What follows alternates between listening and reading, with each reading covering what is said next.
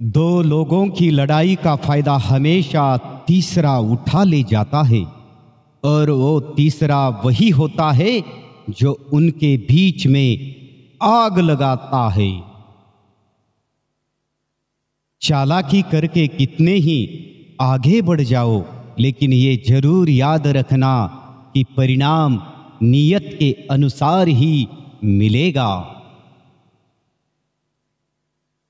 किती सहज हात सुटून जातो ना आपल्या हातामधून त्या व्यक्तीचा हात, ज्याचा हात हातात धरून आपल्याला आयुष्यभर जगावंसं वाटत असतं।